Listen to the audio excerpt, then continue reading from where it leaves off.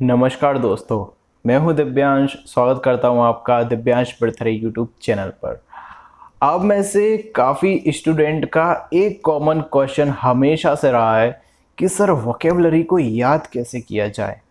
तो अक्सर हम कोशिश करते हैं कि हम ज़्यादा से ज़्यादा वोकेबलरी याद कर लें, क्योंकि एग्ज़ाम का जो प्रेशर है वो आप लोगों के ऊपर रहता है।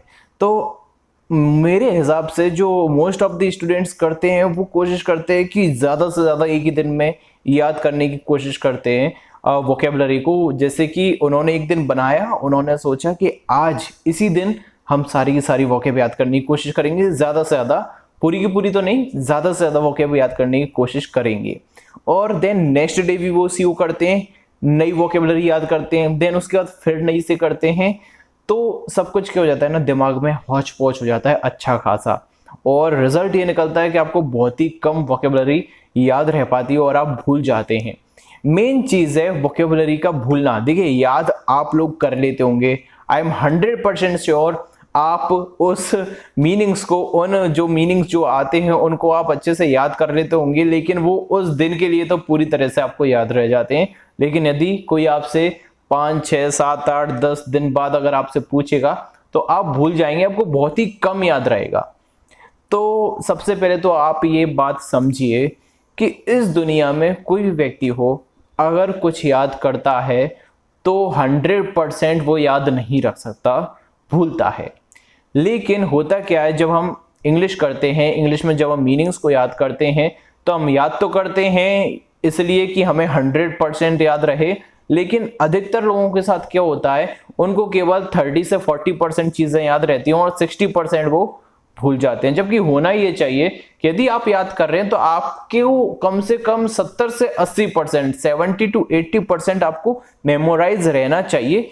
20% है वो अगर भूल भी गए तो कोई बात नहीं, आप रिवाइज जब करेंगे तो आप उसको याद कर लेंगे। तो देखिए, बिल्कुल एक बेसिक तरीका जो साइंटिफिक भी है, और मैंने उसको कुछ अलग प्रकार से यूज किया था जब मैं याद करता था मीनिंग। तो ऐसा है कि देखिए, आपके पास जो भी बुक है अभी प्रेजेंट में, आपको कोई बुक नहीं देखना, नहीं तो आप अभी फिर बुक ही पूछने लगोगे मुझसे, सर कौन सी बुक बेस्ट है, कौन सी बुक बेस्ट है। तो देखिए, बुक खरीद खरीद के रखना कोई सॉल्यूशन नहीं है। वोकेबलरी याद करने के लिए आपको क्या करना है, जो भी किताब आपके पास हो, चाहे आपके पास किरण हो, एमबी पब्लिकेशन हो, राकेश यादव सर की हो, इंग्लिश की ब्लैक बुक हो, जो कुछ भी आपके पास हो, आपको यदि डर लगता है वोकेबलरी से, आपको कुछ नहीं करना, आप रोज डेली एक नियम बना लो, कम से कम 20 तो आपको याद करने ही है। 20 मीनिंग्स आपको याद करने हैं, उनको कॉपी में लिख लीजिए। ठीक है, कॉपी में लिख लीजिए, उसका हिंदी में भी अर्थ लिखिए और इंग्लिश में भी। यदि इंग्लिश में नहीं है तो आप केवल हिंदी में लिख लीजिए। ठीक है, और उन 20 को आप याद कर लीजिए अच्छे से। देन जब अगला दिन आता है ना, तो आपको उनको फिर से छेड़ना नहीं है उन मीनिंग से। वो जो आपके याद है ना 20, उनको आपको देखना तक नहीं है। अगले दिन, एक दिन आपने याद कर लिया, अगले दिन उनको आप बिल्कुल भी नहीं देखोगे। अगले दिन आप नए 20 याद करना। समझ लेना पहले मैं क्या बता रहा हूं अच्छे से। पहले दिन जब आपने 20 मीनिंग्स को याद किया, उसके अगले दिन आपको उनको रिवाइज भी नहीं करना, उन 20 मीनिंग्स को बिल्कुल रिवाइज नहीं करना, आपको नए 20 याद करने हैं। ठीक है, जब तीसरा दिन आएगा, ना, तब आपको पहले दिन के जो मीनिंग है उनको रिवाइज करना है। आ रहा है समझ में? यदि आप हाल की हाल अगले दिन उन मीनिंग्स को याद करोगे ना, तो आप उसके अंत में जरूर भूल जाओगे, क्योंकि आपका जो ब्रेन है वो इस प्रकार से काम नहीं करता। ब्रेन को समझने के लिए, ब्रेन में मेमोरी फीड होने के लिए कुछ टाइम लगता है। आपको एक सबसे अच्छा एग्जांपल बताता हूं। आप सभी ने स्टेनो किया हुआ है, सभी ने टाइपिंग की हुई है। टाइपिंग तो आई थिंक आपने की होगी यदि आप स्टेनो की फील्ड में हैं। अगर बिल्कुल नए नए हैं तो हो सकता है ना की हो, लेकिन यदि आपको काफी टाइम हो गया है स्टेनो की प्रिपरेशन करते हुए तो टाइपिंग आपने की होगी। क्या कभी आपके साथ ऐसा हुआ है कि आप रेगुलर टाइपिंग करते हैं, बहुत अच्छे से टाइपिंग करते हैं, लेकिन कभी कभी एक दिन ऐसा आता है कि आपसे बहुत ज्यादा मिस्टेक होती है? जरूर होता होगा, मेरे साथ तो हुआ है, और ऐसा नहीं कई बार हुआ है ऐसा कि मेरी टाइपिंग बहुत अच्छी आ रही है, 40 से 45 स्पीड की मैं टाइपिंग कर रहा हूं, हिंदी टाइपिंग, लेकिन कई कई बार एक दिन ऐसा आता था कि मैं कुछ भी बना रहा हूं, काफी बैक स्पेस उसमें लगता है। काफी बैक स्पेस उसमें होने लगता है, काफी गलतियां होने लगती हैं। इसका ये मतलब है कि आपका जो हाथ है और आपका जो माइंड है वो बहुत ज्यादा सैचुरेटेड हो चुका है, इसको रेस्ट की जरूरत है। देन मैं क्या करता था, मैं 4-5 दिन के लिए बिल्कुल अवॉइड कर देता था, टाइपिंग करता ही नहीं था 4-5 दिन के लिए। देन जब मेरा ब्रेन एब्जॉर्ब कर लेता था उस चीज को, उसके बाद जब मैं टाइपिंग करता था 5-6 दिन के बाद अंतराल में, मेरी 50 की स्पीड आती थी टाइपिंग करने की। ये आपके साथ भी हुआ होगा, नहीं हुआ होगा तो आप करके देख लेना। कोई भी चीज यदि आप करते आ रहे हो लगातार, आपने रेस्ट ले लिया, क्योंकि दिमाग को आपके को रेस्ट भी चाहिए होता है, आप रेस्ट नहीं देते, आपको लगता है कि हम रेस्ट देते हैं, नहीं, आपका दिमाग देखिए कार्य करता रहता है। आपने पढ़ाई करी, फिर कोई वेब सीरीज देखने लगा, फिर किसी से बात करने लगा, तो ब्रेन लगातार आपका चलता रहता है। तो आपको पर्टिकुलर हटाना पड़ेगा एक जगह से, जैसे कि मैंने टाइपिंग की बात करी। सेम इसी प्रकार से यदि आप मीनिंग्स याद कर रहे हो, तो जो 20 मीनिंग आपने एक दिन में याद करे ना, उसको अगले ही दिन रिवाइज मत करना। बस कब रिवाइज करना, एक दिन छोड़ के रिवाइज करना, देन आप फिर आउटपुट देखिएगा, कितना अच्छा आउटपुट आपका निकल के आएगा और वो चीज आपको याद भी होने लगेगी। ठीक है, तो मैं डे 1 वाली बात कर रहा था। आपने एक दिन लिया, एक दिन में आपने 20 याद करे, अगले दिन नए 20 याद करना है, फिर उसके तीसरे दिन में फिर अब आपको ज्यादा याद करना पड़ेगा। देखिए, एक दिन आपने 20 मीनिंग याद करे, अगले दिन नए 20 मीनिंग याद करे, फिर जो थर्ड दिन आएगा उसमें आपको नए तो याद करने ही है मीनिंग, नए 20 मीनिंग तो आपको याद करने हैं। जो पहले दिन आपने याद किए थे उनका भी रिवीजन करना है, उनका भी क्या करना है, रिवीजन। यानी कि पहले दिन आपने याद करे, तीसरे दिन फिर आपने क्या किया, उसका रिवाइज किया, देन 7 दिन बाद उसका रिवाइज करना, उसके बाद 14 दिन के बाद उनका रिवाइज करना। 100% आपके दिमाग में बैठ जाएगा, प्रूवन फैक्ट है ये। एक तो ये हो गया कि याद करने का तरीका क्या है, और यदि आप उसको अपनी जुबान पर लाएंगे, यानी कि उसका जब आप प्रयोग करेंगे, उसका जब आप यूज करेंगे ना, तो वो इंस्टेंटली आपके दिमाग में चला जाएगा। जैसे कि कई बार देखिए ऐसा वाक्य होता है हमारे साथ, कभी भी हम जब लड़के लोग मस्ती कर रहे होते हैं तो कुछ भी कभी बोल देते हैं, तो वो मेमोरी हमेशा याद रह जाती है। तो मैं आपको एक एग्जांपल देता हूं, कोल्ड शोल्डर एक इडियम आता है, गिव अ कोल्ड शोल्डर। ठीक है, इसका मतलब होता है बिकम अनफ्रेंडली। ठीक है, मतलब कम फ्रेंडली होने लगना।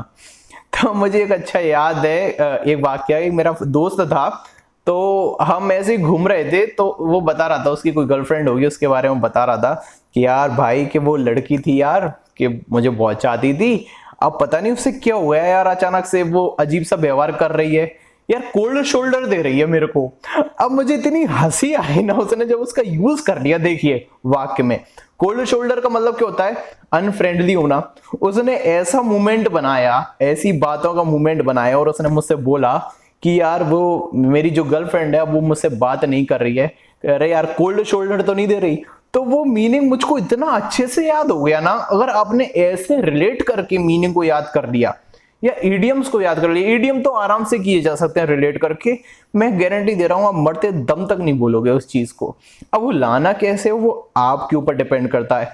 आप किसी से बातें करते हैं, किसी फीमेल फ्रेंड से, या लड़कियां किसी मेल फ्रेंड से बात करती हैं, तो लड़कियों में तो अपने ही स्वैग होता है, उनको तो बात करने की जरूरत नहीं है। लेकिन लड़के, यदि आप किसी फीमेल से यदि आप बात करते हो, तो अगर आप कोशिश कीजिए इंग्लिश में बात, मतलब इंग्लिश के भले ही आप कॉपी सामने रख लेना अपनी, उस इंग्लिश के मीनिंग आप बोलना, हिंदी के साथ इंग्लिश मिक्स कर देना। यदि आप अपने वाक्य में प्रयोग करने लगोगे ना हिंदी से ही, ठीक है, बीच में जैसे मैं भी इंग्लिश बोल देता हूं, तो यदि आप ऐसे ही यूज कर लोगे इसको, तो वो मीनिंग भी आपको याद होने लगेंगे। सबसे बड़ी बात है व्यवहार में लाने वाली बात। ठीक है, दूसरा पॉइंट ये हो गया कि आप जो आपका नियर एंड डियर है उसके साथ आप थोड़े थोड़े पॉइंट अपनी कॉपी सामने रख लेना और इंग्लिश में मैसेजेस करना।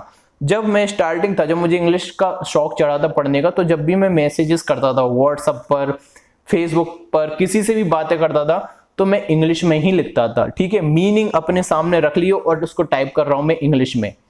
तो ये बहुत ही अच्छी चीज है, क्योंकि आप चैटिंग तो करते ही हैं, और चैटिंग में आप उन्हीं मीनिंग्स का यदि आप यूज करेंगे तो आपके लिए वो बहुत ही ज्यादा मील का पत्थर साबित होगा। तो दूसरा तरीका ये था। ठीक है, तो ऐसे क्या कर सकते हैं, आप मीनिंग्स को ज्यादा से ज्यादा समय के लिए मेमोराइज कर सकते हैं। ठीक है, ये एक जो दूसरा तरीका है वो मेरे द्वारा इन्वेंट किया गया है, मुझे काफी फायदा मिला था उस चीज से, कि आप मैसेज के थ्रू भी अपनी वोकेबलरी को अच्छा कर सकते हैं। एक और तरीका है बहुत अच्छा, जो कि सब बताते हैं कि द हिंदू पढ़ो।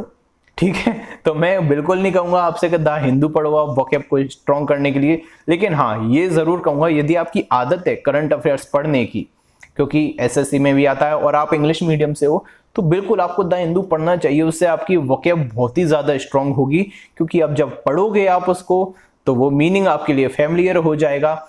या एक और तरीका हिंदू नहीं पढ़ना, तो जो कुछ भी आपको इंटरेस्टिंग लगता है, जैसे मुझे WWE बहुत अच्छी लगती थी और अभी भी लगती है WWE, तो उसका जो भी कॉन्टेक्स्ट होता था उसका गूगल पर आता था, तो मैं उसको पढ़ता रहता था, इंग्लिश में सब दिया रहता था, मैन्यूवर वगैरह ये सब उसमें वोकैब का यूज किया जाता था, तो वो काफी अच्छा मुझे लगता था। वो मैं WWE देखता भी था तो मैं सुनता था साथ में, तो मुझे बहुत इंटरेस्ट आता था WWE में। और थोड़ा बायोलॉजी में, जैसे कोई भी मेडिसिन होती है उसके बारे में पता करना, जैसे कि आपके कोई भी अगर मेडिसिन आपको डॉक्टर प्रिस्क्राइब करता है तो उसके बारे में आप साइड इफेक्ट्स वगैरह चेक कर सकते हो, तो उससे भी आपकी वोकैब इंग्लिश पढ़ने की आदत आपकी अच्छी हो जाती है।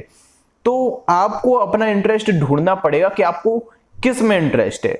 तो जैसा भी आपका इंटरेस्ट है, जिस प्रकार का, जैसे आपको बहुत ज्यादा अच्छा दिखना है, आपको मेकअप अच्छे से करना है, अगर लड़कियां हैं तो आपको ड्रेसिंग अच्छे से करना है, तो आप तो गूगल पर डाल दो हाउ टू लुक गुड, इतना ही डाल दोगे आप, ठीक है। हाउ टू लुक गुड अगर आप डाल दोगे तो काफी सारे आर्टिकल निकल के आ जाएंगे। उनको यदि आप पढ़ोगे तो देखिए आपसे दो चीजें होगी, एक तो आपके लुक्स भी इंप्रूव होगा, आपका जो भी पैशन हो, आपको खाना बनाना अच्छा लगता हो, पढ़ाई के अलावा जो कुछ भी आपका पैशन हो, तो उसको आप इंग्लिश में सर्च कीजिएगा, तो आपकी वोकैबुलरी धीरे धीरे बहुत स्ट्रांग हो जाएगी। और जो मैंने आपको स्टार्टिंग का जो बताया कि आपको जो एसएससी से रिलेटेड मीनिंग्स हैं उनको तो आपको 20-20 करके याद करना ही है। जो मैं आपको रीडिंग स्किल बता रहा हूं, इससे क्या होगा, जो पहले आपको प्रॉब्लम आती है 20 मीनिंग्स याद करने में, आप उनको फिर और तेजी से करने लगेंगे याद। जो नए मीनिंग आएंगे ना, जब आप इंग्लिश से फैमिलियर हो जाओगे तो नए मीनिंग्स आपको बहुत फास्ट याद होने लगेंगे।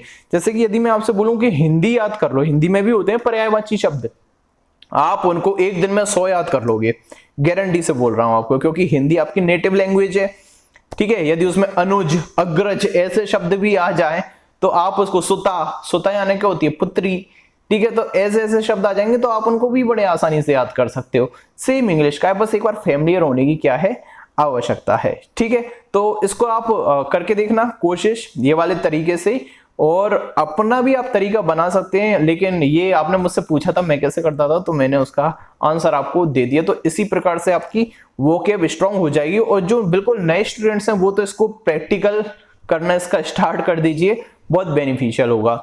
और जो अभी भाई जिनको नवंबर में एग्जाम देना है, तो वो तो भाई अब तो भिड़ जाइए आप लोग, तो याद करने के लिए आपके पास इतना टाइम नहीं है कि आप प्रैक्टिकल करके देखें इन चीजों का।